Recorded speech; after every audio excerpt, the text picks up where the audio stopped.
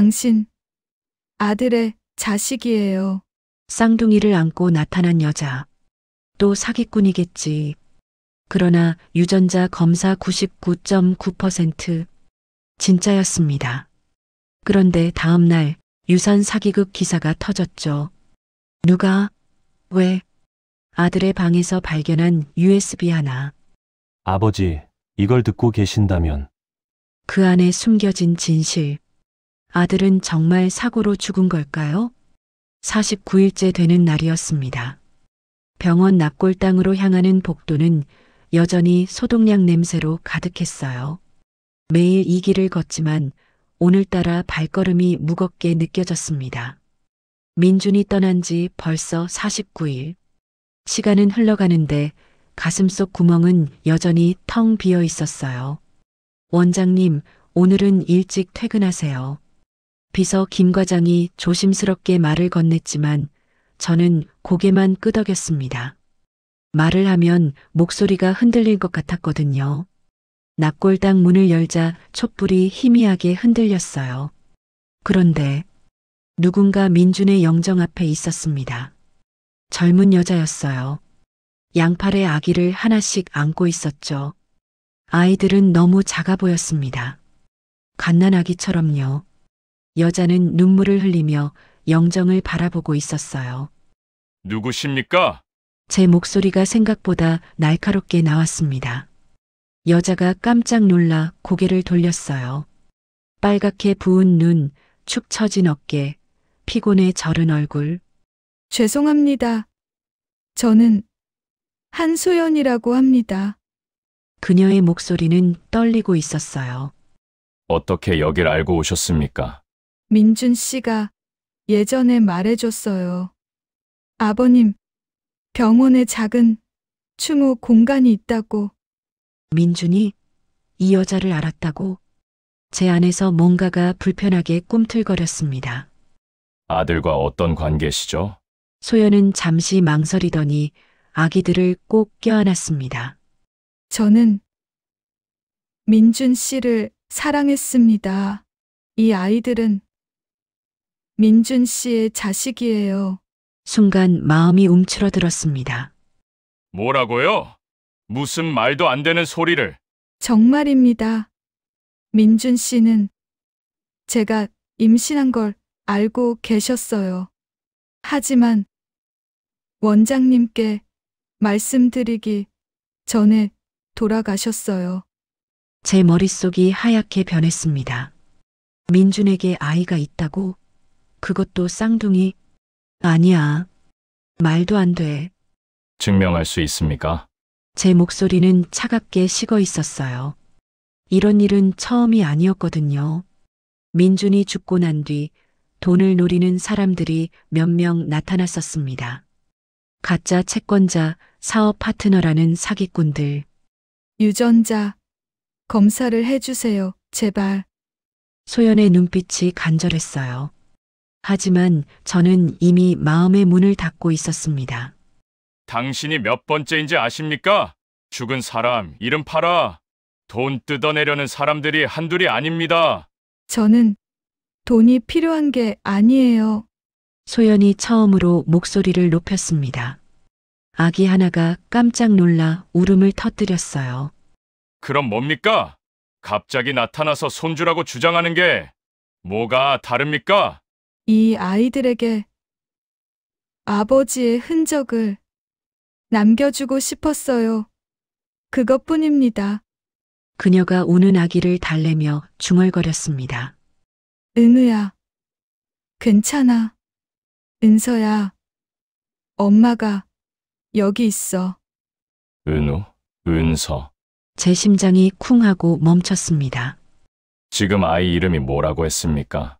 은우, 은서요. 왜요? 손에 힘이 빠졌습니다. 은우, 은서. 제 아버지 이름이 박은우였어요. 어머니는 김은서. 민주는 어릴 적부터 그 이름들을 좋아했었죠. 할아버지, 할머니 이름 정말 예쁘지? 나중에 내 아이가 생기면 그 이름을 물려줄 거야. 민준의 목소리가 귓가에 맴돌았습니다. 설마 진짜일까요? 소연이 제 표정 변화를 눈치챘는지 조용히 물었어요. 이 이름들 특별한 의미가 있으신가요? 저는 대답할 수 없었습니다. 목구멍이 막힌 것처럼 숨이 막혔어요. 검사하겠습니다. 제 목소리는 떨리고 있었습니다. 소연이 고개를 숙였어요. 눈물이 뚝뚝 떨어졌습니다. 감사합니다. 그날 밤 저는 잠을 이룰 수 없었어요. 만약 정말이라면? 만약 민준에게 정말 아이들이 있었다면? 왜 말하지 않았을까? 왜 혼자 짊어지고 갔을까? 후회였을까요? 아니면 희망이었을까요? 창밖으로 새벽이 밝아오고 있었습니다. 유전자 검사를 위해 아이들의 타액을 채취하는 내내 손이 떨렸습니다. 면봉을 은우의 입안에 넣을 때 아이가 낄낄거리며 웃었어요. 그 웃음소리가 묘하게 민준을 닮았습니다. 아니, 닮았다고 믿고 싶었던 걸까요? 제 안에서 뭔가가 조금씩 무너지기 시작했습니다. 결과는 일주일 후에 나옵니다. 검사실 직원의 말이 귓가를 맴돌았어요. 일주일. 그 시간이 1년처럼 느껴졌습니다. 원장님, 잠깐 시간 좀 내주실 수 있으세요? 소연이었습니다. 아이들을 안고 내 앞에 선 그녀의 눈가는 붉게 부어 있었어요. 민준이 얘기를 해드리고 싶어요. 제대로 된 설명도 못 드렸잖아요. 순간 마음이 움츠러들었습니다. 듣고 싶지 않았어요.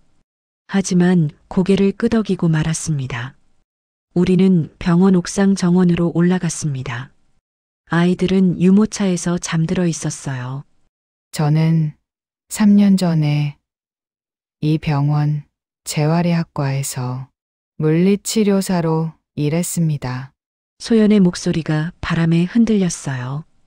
민준 씨를 처음 본 건 직원 식당에서였어요.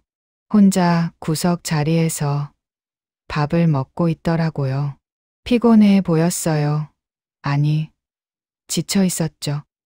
그녀가 손수건을 꺼내 눈가를 닦았습니다. 어느 날 복도에서 마주쳤는데 민준 씨가 갑자기 쓰러졌어요. 과로였대요. 그때부터 조금씩 이야기를 나누게 됐습니다. 내 가슴이 철렁했습니다. 민준이 쓰러진 적이 있었다고? 난 몰랐어요. 아니, 알려고 하지 않았던 겁니다. 민준 씨는 매일 밤 11시까지 수술실에 있었어요. 주말에도 당직을 섰고요. 원장님한테 인정받고 싶다고 그렇게 말했습니다. 툭! 제 안에서 뭔가가 끊어지는 소리가 들렸습니다. 저희는 조용히 만났어요. 민준 씨가 원했어요. 아버님께 실망시키고 싶지 않다고. 결혼도 아이도 다 준비가 되면 그때 말씀드리겠다고요. 소연의 목소리가 갈라졌습니다. 그런데 작년 10월 민준 씨가 쓰러졌어요. 이번엔 깨어나지 못했습니다. 심근경색이었대요. 37살이었어요. 난 아무 말도 할 수 없었습니다. 숨이 막혔어요. 제가 임신 사실을 안 건 그 다음 주였습니다. 쌍둥이라고 하더라고요. 민준 씨 영정 사진 앞에서 혼자 울었어요. 정말 많이 울었습니다. 검사 결과를 받으러 가는 날 발걸음이 무거웠습니다. 99.9% 확률로 친손자 관계가 맞습니다. 의사의 말이 천천히 뇌리에 스며들었어요. 진짜였습니다. 민준의 아이들, 내 손자들, 손이 저절로 올라가 얼굴을 감쌌습니다. 눈물이 흘러내렸어요. 그날 오후 병원장실로 누군가가 찾아왔습니다. 최상훈 전문의입니다. 처음 뵙겠습니다. 원장님. 날렵한 인상의 40대 남자였어요. 명함에는 강북 메디컬 그룹 이사라는 직함이 적혀 있었습니다. 삼가 조의를 표합니다. 민준 선생님, 정말 아까운 분을 잃으셨습니다. 그의 말투는 공손했지만 눈빛은 차가웠어요. 실은 제안을 하나 드리고 싶어서 왔습니다. 저희 그룹에서 이 병원 인수에 관심이 있습니다. 순간 등골이 서늘해졌습니다. 물론 원장님께서는 명예원장으로 남으시고 경영은 저희가 전담하는 방식이죠. 요즘 의료계 환경이 어려우시잖아요? 그가 옅게 웃었습니다. 민준 선생님이 남기신 공백도 크고요. 신중하게 생각해 보시죠. 상훈이 나간 뒤 난 한참을 창밖을 바라봤습니다. 민준이 왜 그렇게 힘들어했는지, 왜 나한테 말하지 못했는지, 이제야 조금씩 보이기 시작했습니다. 아이들 얼굴이 떠올랐어요. 은우와 은서, 민준이 남긴 마지막 선물. 더 늦기 전에 지켜야 했습니다. 모든 것을. 유전자 검사 결과를 받아든 날, 저는 오랜 고민 끝에 결심했습니다. 소연과 아이들을 공식적으로 인정하기로요. 이사회에서 발표하겠습니다. 제 말에 소연은 깜짝 놀란 표정을 지었어요. 그녀의 눈가가 붉어졌습니다. 원장님, 괜찮으시겠어요? 병원에 안 좋은 소문이. 소문보다 중요한 게 있습니다. 민준이의 아이들이에요. 그날 저녁 저는 주요 이사들에게 연락을 돌렸습니다. 며칠 후 긴급 이사회를 소집한다고요. 하지만 그 다음 날 아침 모든 게 엉망이 되었습니다. 출근하자마자 비서 김 과장이 창백한 얼굴로 달려왔어요. 원장님, 큰일 났습니다. 그녀가 내민 태블릿 화면에는 자극적인 기사 제목들이 가득했습니다. 명문 병원장의 숨겨진 며느리, 고인의 혼외자 주장하는 여성의 정체 유산 노린 계략인가, 진실인가. 순간 머릿속이 하얘졌습니다. 기사 내용은 더 끔찍했어요. 소연의 과거가 완전히 왜곡되어 있었습니다.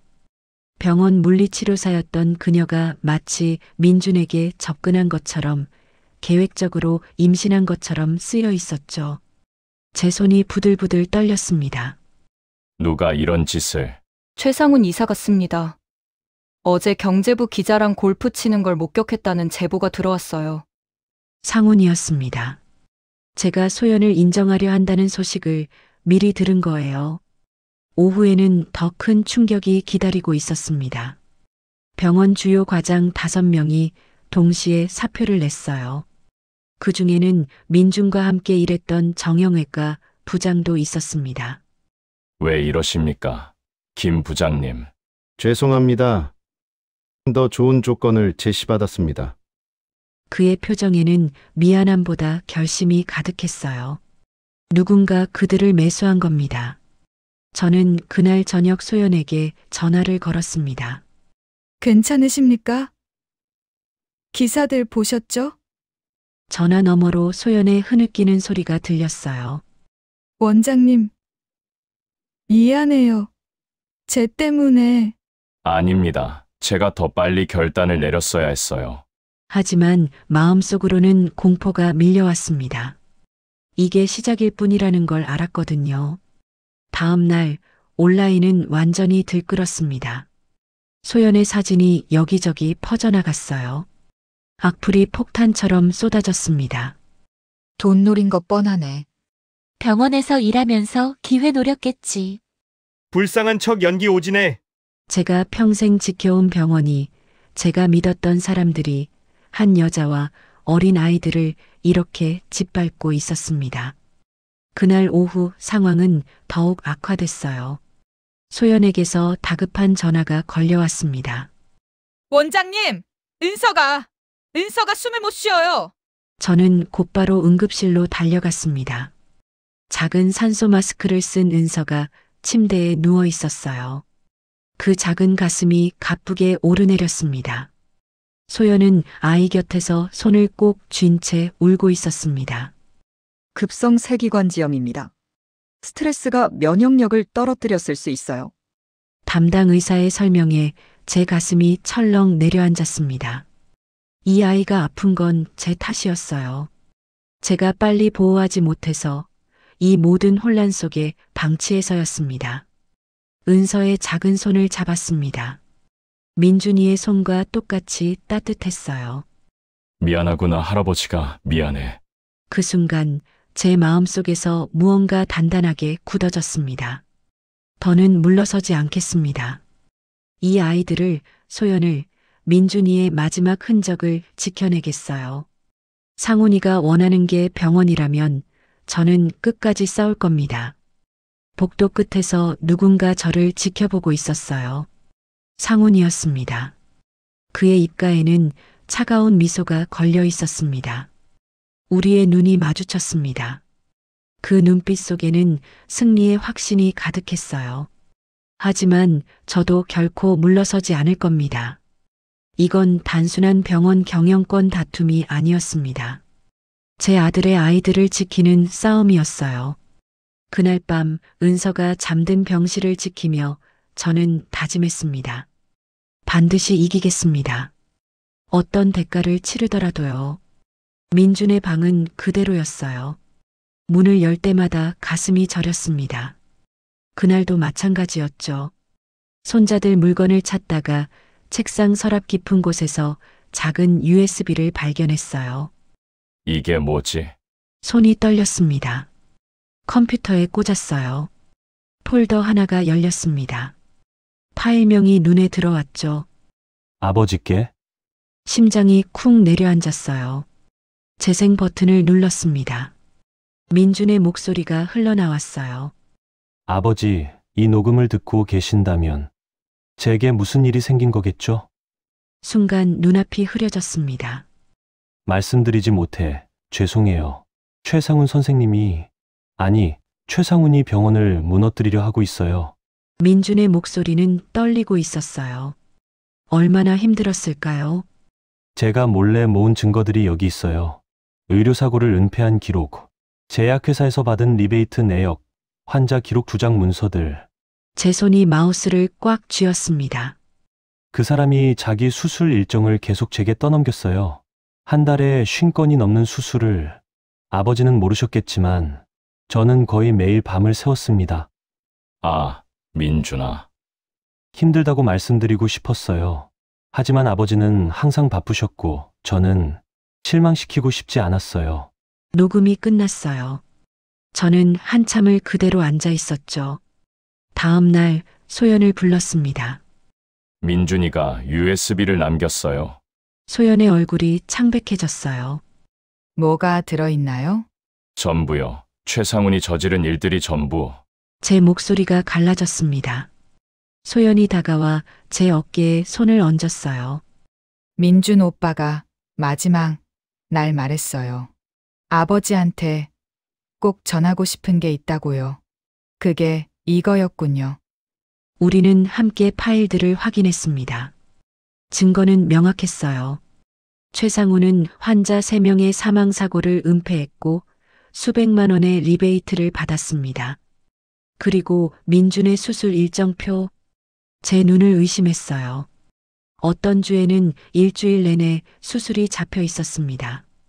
이럴 수가. 제 목소리가 떨렸어요. 민준이는 이걸 막으려다 쓰러진 거였어요. 소연이 조용히 말했습니다. 제가 아들을 지키지 못했습니다. 가슴이 무너져 내렸어요. 소연의 손이 제 등을 토닥였습니다. 다음 날 아침 병원 복도에서 이진수 과장을 만났어요. 원장님, 잠깐 얘기할 수 있을까요? 진수의 얼굴이 심각했습니다. 무슨 일인가? 응급실 간호사들이 탄원서를 작성했습니다. 원장님을 지지한다는 내용이에요. 뜻밖이었어요. 또 외래 환자분들도 서명 운동을 시작했대요. SNS에서 난리예요. 정말 그런가요? 제 목소리가 떨렸습니다. 원장님을 믿는 사람들이 많습니다. 최상훈 그 사람이 뭘 하든 저희는 원장님 편이에요. 그의 눈빛이 진심으로 빛났어요. 고맙네. 더 이상 말을 잇지 못했습니다. 그날 저녁 민준의 영정 앞에 앉았어요. 아빠가 미안하다. 내가 그렇게 힘들어하는데 난 몰랐어. 눈물이 흘러내렸습니다. 이제라도 아빠가 바로 잡을게.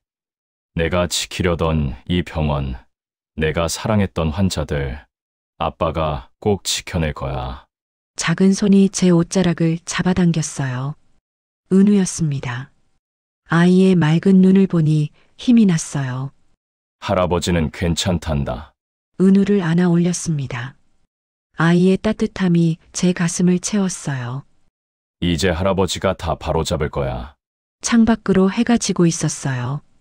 하지만 제 안에서는 새로운 아침이 밝아오고 있었습니다. 싸울 준비가 되어 있었어요. 민준을 위해서, 손자들을 위해서, 그리고 이 병원을 믿는 모든 사람들을 위해서. 이사회실 문을 열자 차가운 공기가 얼굴을 때렸습니다. 긴 타원형 테이블 주위로 이사진 12명이 앉아 있었어요. 모두의 시선이 저를 향했습니다. 그중 절반은 이미 상훈 편이었죠. 박 이사장님, 앉으시죠. 최상훈의 목소리는 너무나 침착했습니다. 마치 이미 끝난 게임처럼. 제 손이 떨렸어요. 하지만 곧게 펴고 자리에 앉았습니다. 오늘 한 거는 명확합니다. 현 이사장의 도덕성 문제와 경영 능력에 대한 재검토입니다. 상훈이 서류를 펼쳤어요. 제 가슴이 쿵쿵 뛰었습니다.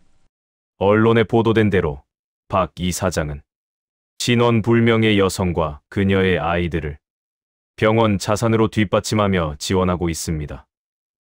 이는 잠깐. 제가 끼어들었어요.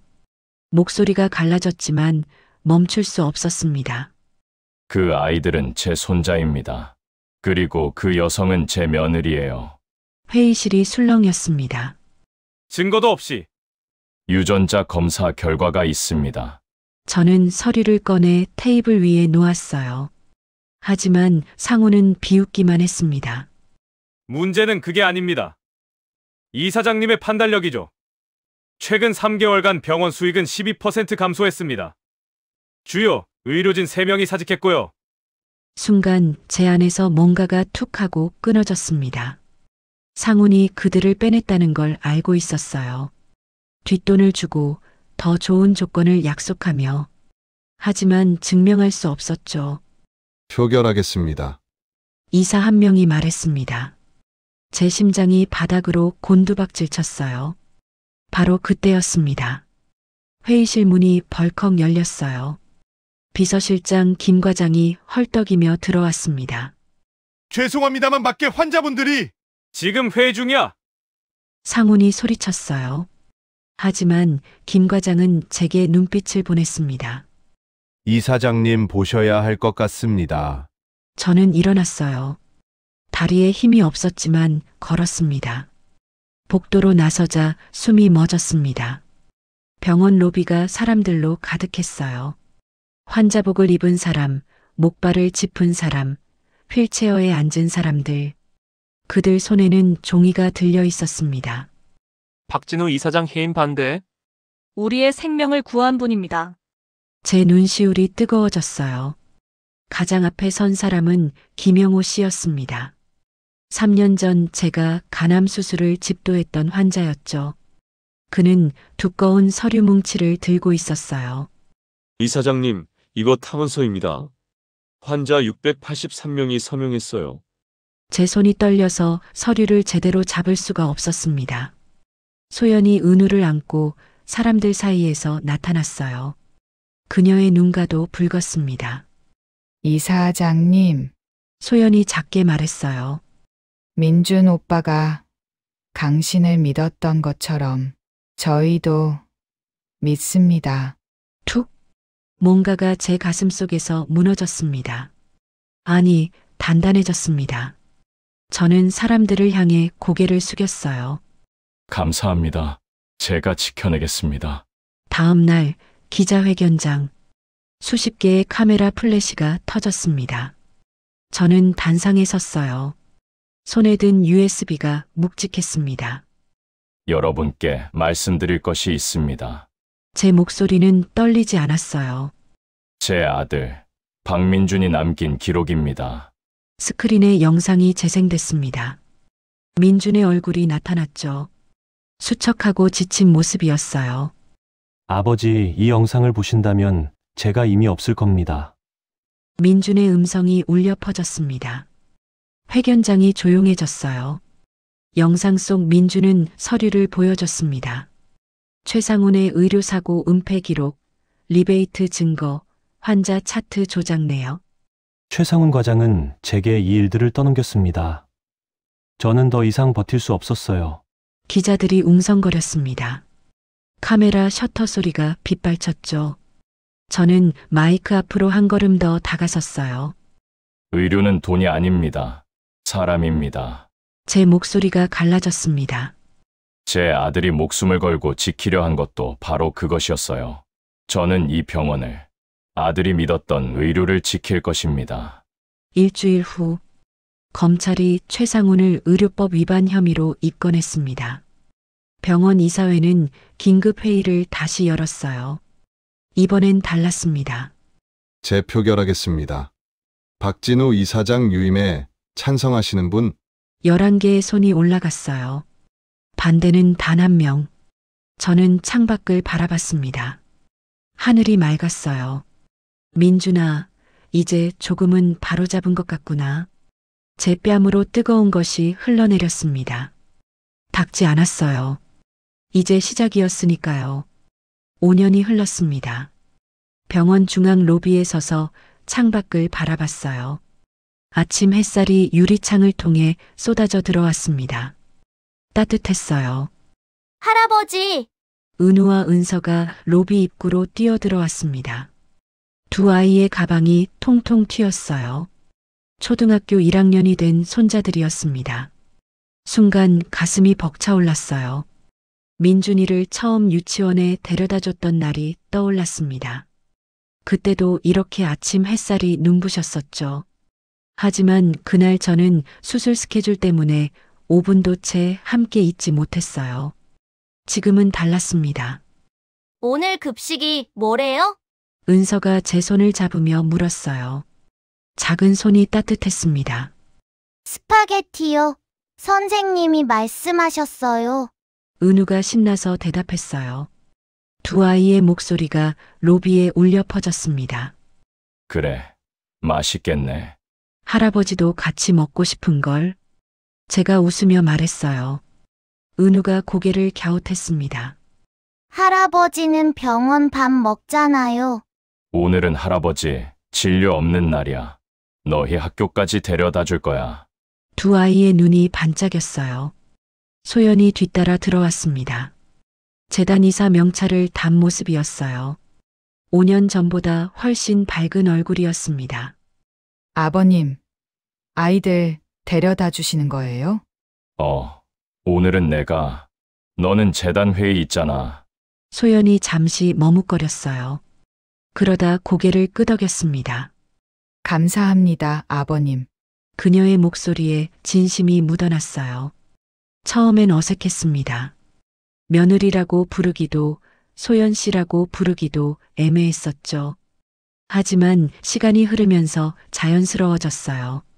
민준이가 사랑했던 사람, 제 손자들의 엄마. 그것만으로 충분했습니다. 아이들 손을 잡고 병원을 나섰어요. 주차장으로 가는 길에 민준의 동상이 보였습니다. 작년에 제막한 것이었어요. 민준 공익의료재단 앞마당에 세워진 청동상이었습니다. 발걸음이 자연스럽게 멈췄어요. 동상 속 민준은 환자를 돌보는 모습이었습니다. 조각가가 그의 생전 사진들을 보고 만든 거였어요. 환자를 향한 따뜻한 눈빛까지 담아냈습니다. 저기 아빠다. 은우가 소리쳤어요. 아빠, 안녕. 은서도 손을 흔들었습니다. 두 아이는 아빠를 기억하지 못해요. 너무 어렸으니까요. 하지만 매일 동상을 보며 인사했습니다. 소연이 들려준 이야기들로 민준을 알아갔어요. 제 눈시울이 뜨거워졌습니다. 민준아, 속으로 중얼거렸어요. 내가 옳았어. 의사는 환자를 봐야 한다고 했지. 이익이 아니라 사람을 봐야 한다고. 동상의 명판에는 이렇게 새겨져 있었습니다. 환자의 아픔을 먼저 본 의사, 박민준. 재단은 1년 전에 만들어졌어요. 병원 수익의 30%를 공익의료에 쓰기로 결정했었죠. 경제적으로 어려운 환자들을 무료로 치료하고 젊은 의사들을 교육했습니다. 처음엔 반대가 많았어요. 병원이 적자 나면 어쩌려고 그러십니까? 의사들이 걱정했었죠. 하지만 결과는 달랐습니다. 환자들이 더 많이 찾아왔어요. 병원을 신뢰했거든요. 의료진들도 자부심을 가지고 일했습니다. 병원은 오히려 성장했어요. 차에 아이들을 태웠습니다. 백미러로 두 손자를 보니 웃음이 났어요. 할아버지, 오늘 일찍 와요? 은서가 물었어요. 응, 오늘은 할아버지가 일찍 가. 같이 저녁 먹자. 아, 치킨. 은우가 소리쳤습니다. 치킨은 어제 먹었잖아. 엄마 잔소리 들어. 제가 웃으며 말했어요. 두 아이가 깔깔 웃었습니다. 학교 앞에 차를 세웠어요. 아이들이 내리면서 인사했습니다. 할아버지, 다녀올게요. 두 손자가 학교로 뛰어들어가는 모습을 지켜봤어요. 작은 가방이 통통 튀었습니다. 가슴이 먹먹했어요. 민준이한테 이렇게 해주지 못했었죠. 항상 바빴습니다. 병원이 중요했고 명성이 중요했어요. 아들보다. 그 후회가 저를 바꿨습니다. 이제 저는 주 3일만 진료해요. 나머지 시간은 손자들과 보냅니다. 가끔 재단 일도 거들고 젊은 의사들을 가르치기도 해요. 처음엔 불안했습니다. 내가 없으면 병원이 돌아갈까? 하지만 병원은 잘 돌아갔어요. 후배 의사들이 훌륭하게 해냈습니다. 제가 믿어주니까 더 잘했어요. 저는 이제 압니다. 혼자서는 아무것도 할 수 없다는 것을요. 병원으로 돌아오는 길이었어요. 라디오에서 뉴스가 흘러나왔습니다. 대형 의료 그룹 전 이사 최상훈 씨, 의료법 위반으로 징역 3년 확정. 뉴스를 끄지 않았어요. 끝까지 들었습니다. 최상훈은 모든 것을 잃었어요. 의사 면허도 재산도 명예도. 하지만 저는 그를 미워하지 않았습니다. 그도 누군가의 아들이었을 테니까요. 병원에 도착했어요. 주차장에서 내려 하늘을 올려다봤습니다. 구름 한 점 없이 맑았어요. 바람이 불었습니다. 따뜻한 바람이었어요. 손자들의 웃음소리가 들리는 것 같았습니다. 소연이 재단 회의에서 환하게 웃는 모습도 떠올랐어요. 병원 복도를 걷는 환자들의 편안한 얼굴들도. 이제는 알아요. 치유는 병만 고치는 게 아니었습니다. 사람과 사람 사이의 상처를 치료하는 것. 후회를 받아들이고 앞으로 나아가는 것. 잃어버린 시간을 되찾을 수는 없지만 남은 시간을 다르게 살아가는 것. 그게 진짜 치유였어요. 병원 로비로 들어섰습니다. 익숙한 소독약 냄새가 났어요. 하지만 이제 그 냄새가 차갑지 않았습니다. 따뜻했어요. 집으로 돌아가는 길이었습니다. 곧 은우와 은서를 데리러 갈 시간이 다가올 거예요. 소연이 재단 회의를 마치고 올 것이고 우리는 함께 저녁을 먹을 겁니다.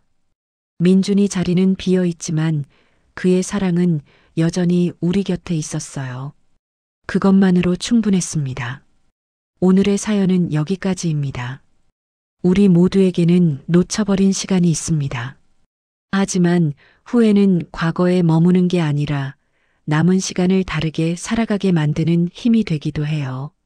사랑하는 사람에게 오늘 한 번 더 안부를 물어보세요. 바쁘다는 핑계로 미뤄뒀던 그 전화, 지금 해보는 건 어떨까요? 치유는 멈춰있던 시계를 다시 움직이는 것에서 시작됩니다. 여러분의 소중한 사람들과 따뜻한 하루 보내시길 바랍니다.